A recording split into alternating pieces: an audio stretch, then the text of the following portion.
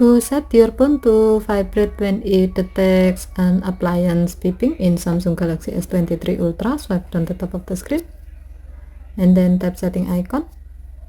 Scroll down the screen to find accessibility.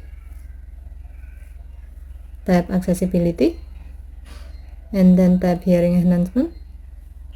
Tap sound notification and then tap open sound notification. Next, tap the setting icon at the top right. Under preferences section, tap sound types.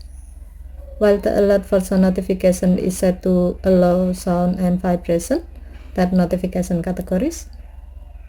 Under appliances and other section, tap appliance beeping. While the alert for appliance beeping sound notification is set to alert, tap the gray on off switch next to vibrate to enable this option.